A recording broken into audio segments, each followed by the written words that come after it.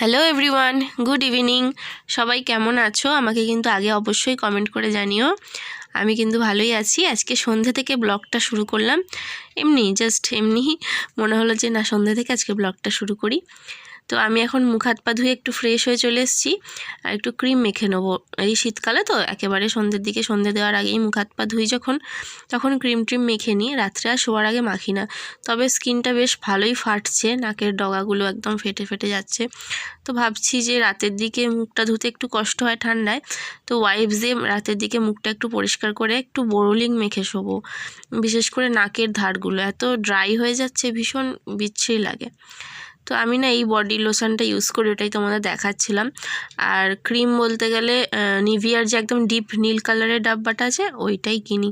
Nivea সফটটা আমার অতটা ভালো লাগে না, আমার এইটা বেশি ভালো লাগে। এটার একটু আমি বেশি ফ্যান, এটা একটু ভালো লাগে, তো এটাই কিনি। ওই কারণে যতবার নিভিয়া সফট দেখি কিন্তু ওইটার দিকে আমার চোখ চলে যায়, তো ওইটাই কিনি ওই জন্য। তো সুস্তিবাড়ি চ্যানেল থেকে আমার একটা কমেন্ট করা হয়েছে, তোমার কাজ রান্না সব দেখতে খুব ভালো লাগে, এইভাবে রোজ ব্লগ দেবে, খুব ভালো লাগে। তো তোমাকে অনেক ধন্যবাদ, আর তোমার কমেন্টটা পেয়ে আমি খুব খুশি হয়েছি। আর দীপা সরকার আমাকে একটা খুব সুন্দর কমেন্ট করেছে, তোমাদেরকে একটু কমেন্টটা পড়ে শোনাই আগে। তো দীপা সরকার আমাকে কমেন্ট করেছে, তুমি 2-3 দিনের জন্য একটু কোথাও ঘুরতে যাও, যদি পসিবল হয়, তাহলে ব্লগগুলো আরও ভালো লাগবে, ট্যুর ব্লগও হয়ে যাবে, ভিউসও ভালো হবে। এই ধরো পুরুলিয়া, দীঘা, তারাপীঠ, শান্তিনিকেতন, ঝাড়খণ্ড ও খুব ভালো জায়গা। তোমার হাজব্যান্ডকে বলে দেখো।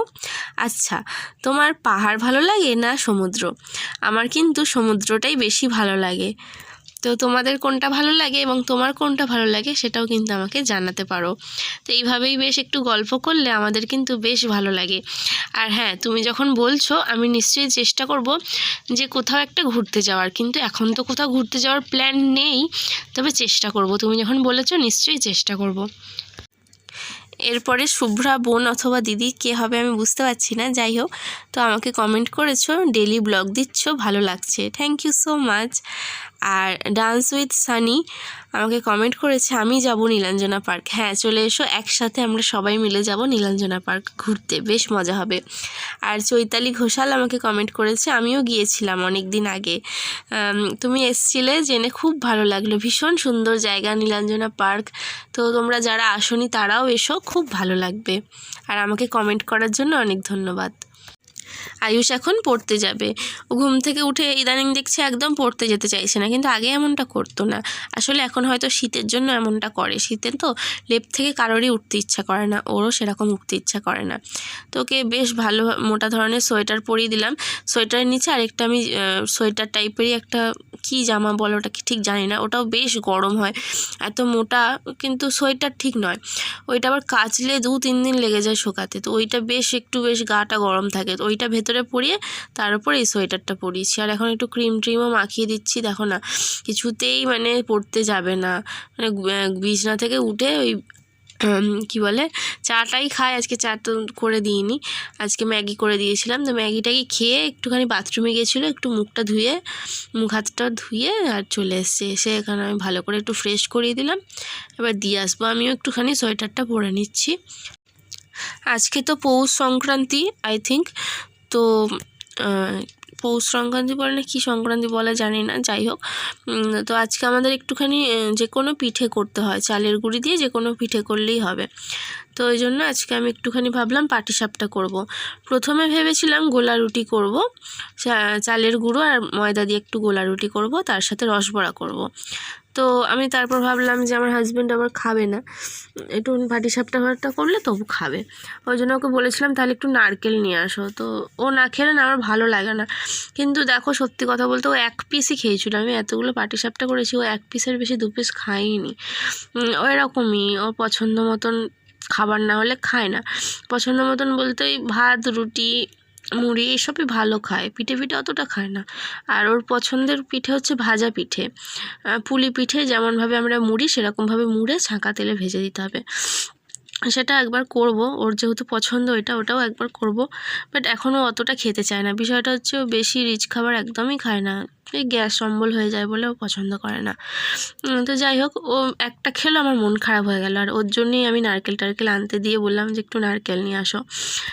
তো নারকেলটা আবার খুব একটা ভালো ছিল না, জানো তো। নারকেলের যখন জলটা আমি খেয়ে দেখলাম, জলটা দিয়ে হালকা একটু গন্ধ ছাড়ছিল। নারকেলটা অনেক দিনের হয়ে গেছে, অনেক পুরনো হয়ে গেছে। ওই নিয়ে এসেছে।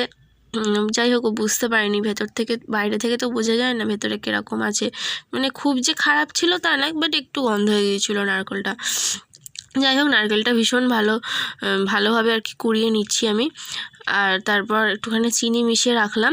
আর এখানে চালের গুঁড়ি আর ময়দাটা আমি ভালো করে গুলে নেবো। আমার একটা এত বড় মিস্টেক হয়েছে, এত বেশি চালের গুঁড়ি দিয়ে ফেলেছি।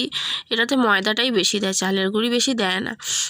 তো একদম মানে খুব প্রবলেম হচ্ছিলো, সে কিছুতেই আর কি আমি পাটিসাপটাগুলো তুলতে পারছিলাম না। তো কোন দিকে খেয়ালে আমি যে করেছি আমি নিজেই জানি না। এক এক সময় হয় অন্য খেয়ালে থেকে এত বেশি চালের গুঁড়ি দিয়ে ফেলেছি। এবার আগেও আমি পাটিসাপটা করেছি, এই না যে এই প্রথম, কিন্তু এইবারে যে কেন আমি এরকম করে ফেললাম জানি না। যাই হোক, তো এখন আমি তেলের সাথে না একটু ঘি মিশিয়ে নেবো, আর তেলটা একটু গরম করে নেবো। দেখো আমি তোমাদেরকে দেখাচ্ছি, একটু গরম করে নিলে ঘিটা আর তেলটা ভালো করে মিশে যাবে।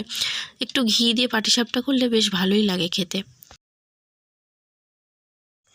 আয়ুষ এখন ড্রয়িং করছে। তোমরা ভাবছো হঠাৎ করে পাটিসাপটা বানাতে বানাতে হঠাৎ করে ড্রয়িং কেন দেখাচ্ছি। আসলে বানানোর সময় না আমি একটুখানি মানে একটু প্রবলেমে পড়ে গেছিলাম। ব্যাটারটা ঠিকঠাক গোলা হয়নি। এই যে আমি এখানে বসে আছি দেখো, তো ব্যাটারটা ঠিকঠাক গোলা হয়নি, যেই কারণে একটু অসুবিধা হচ্ছিলো, তো আমি ভিডিও করতে পারিনি। তো এখন যাই হোক হয়ে গেছে সব কমপ্লিট। আয়ুষ খেয়েছে দুটো, ওর বাবা খেয়ে গেছে, আর আমি এখনও খাইনি। সোনিয়া আসবে, তো আমি আর সোনিয়া একসাথে খাবো। অপেক্ষা করছি, 8:30 বাজে। আমি সন্ধ্যেবেলা ছেলের সাথে একটু ম্যাগি খেয়েছিলাম, তো আর কিছু খাইনি এখনও। তো সোনিয়া এলে খাবো। শোন নাই, এটা ড্রয়িংটা করো, বলাও ভালো করে। না রে তুই খা, না দে পিপিকে দে, পিপিকে দাও আগে। না আগে খাও তুমি। আচ্ছা ও খেয়েছে, দে একটু দাও পিপিকে। মাকে দাও, মা মা মা আমাকে দিবে আগে, পিপিকে দাও। দাও তো মাকে দাও। ভালো তো ভিডিও। হ্যাঁ পিপিকে দাও, পিপিকে দাও। নে, হ্যাঁ আমায় দে। জানিস আজকে ওর বাবা নারকেল কিনে আনতে বলেছিলাম, দুপুরে এনেছে। আর আমার ছেলে না কি একটা বলছে, ওর বাবা বললো নারকেল বলছে। বলছি নারকেল না কি মনে বলছে। আর বলছি বাবু বলতো এটা কি, তখন দেখি সত্যিকারই নারকেল বলছে। হ্যাঁ নারকেল খেতে ভালোবাসে খুব। নারকেল ও আবার কি বলতে, যেটা খেতে ভালোবাসে সেটা বলতে ভালোবাসে। আমি দেখেছি আইসক্রিমটা মানে একদম অনেক দিন থেকে আইসক্রিমটা বলতে পারে, তারা বড় লেপটা বার করে। অন্য কথা শেখার আগে আইসক্রিমটা আগে শিখেছে। দাঁড়া, তো গাইস এই তিনটে খুব সুন্দর হয়েছে। বাকি ওর বাবা যেটা খেয়েছে ওইগুলো ভালোই হয়েছিল দেখতে, আর এগুলো অতটা ভালো হয়নি। এগুলো আমি খাবো, টেস্ট একই, শুধু দেখতে আলাদা। আজকে একটু গন্ডগোল হয়েছে, আমি চালের গুঁড়িটা বেশি দিয়েছি, ওই জন্য গন্ডগোল হয়েছে। শুধু ময়দা একটু বেশি দিলে জিনিসটা ভালো হয়, একটু বেশি পাকামি করতে গিয়ে এটা হয়েছে। তো চলো আমরা এখন খেয়ে নিই। তো আমার আরও কিছু কমেন্ট পড়ি। অর্পি বোন আমাকে কমেন্ট করেছে, উচ্ছের সাথে আলু দিয়ে ভেজে দেখো, সেটাও ভালো লাগবে। হ্যাঁ গো, উচ্ছে দিয়ে আলু দিয়ে ভেজে সেটাও ভালো লাগবে, আমি কিন্তু ট্রাই করব। আর মৌসুমি রয় আমাকে একটা সুন্দর হার্ট পাঠিয়েছে। ঋদ্ধি দাস আমাকে কমেন্ট করেছে, আমি তোমার ব্লগ ডেলি দেখি দিদি, খুব ভালো লাগে। Thank you so much. তো কাবেরি আন্টি আমাকে কমেন্ট করেছে, আন্টি বলছি মারবাড়ি কবে যাবে, তোমার রান্না খুব ভালো লাগে। তো প্রথমেই বলি থ্যাংক ইউ সো মাচ। আর মায়ের বাড়ি যাব কি বলুন তো, এখন তো যাওয়ার কোনো প্ল্যান নেই আপাতত। ছেলের স্কুলের পরীক্ষাটা শেষ হয়ে গেছে, সেও তো যেতে ইচ্ছা ছিল, কিন্তু এই যে মাকড়দা স্কুলে যেখানে যাই সেখানে খেলা টেলা হবে। তো এই সপ্তাহটা খেলা হবে, পরের সপ্তাহে আবার খেলার আর কি ফাইনাল রয়েছে। তো যেই কারণে আমি কামাই করতে একদমই পারবো না, ওখান থেকে কামাই করা যাবেই না। আর 25শে ডিসেম্বর থেকে 1 জানুয়ারি পর্যন্ত যে ছুটিটা থাকে 1 সপ্তাহ, সেই ছুটিটা রয়েছে ঠিকই, কিন্তু ওর মাঝখানে আয়ুষের বাবার বার্থডে রয়েছে, তো সেই কারণে তখনও যেতে পারবো না। আর আমি চাই এমন সময় যেতে যখন কিনা গিয়ে আমি অন্তত 1 সপ্তাহ টানা থাকতে পারবো, সেটাই ভালো লাগে। দেখা যাচ্ছে আমাকে? হ্যাঁ তো আমি একটা কথা বলতে চাই। না অন করছি, হ্যাঁ অন আছে। আমি একটা কথা বলতে চাই, যেটা হচ্ছে তোমাদের সবাইকে বলতে চাই।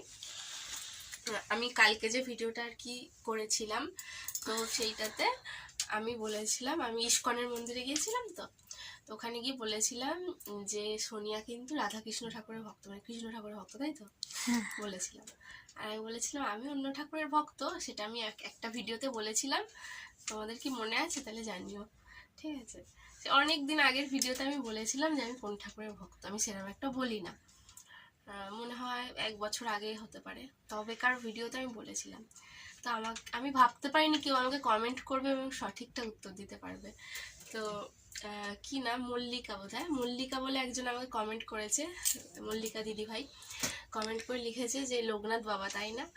আমি না শুনে পুরো অবাক হয়ে গেছে যে সত্যি বল, মানে কি বলো, সত্যি কারোর মনে থাকতে পারে যে আমি কবে বলেছি আমার ভিডিওতে, ব্লগে, সে ঠিক মনে করে বলেছে। এটা মানে ভাবার বিষয়, ফ্যান, আলাদাই ব্যাপার, এটা ফ্যান আমার বলতে আলাদাই ব্যাপার, বিগ ফ্যান।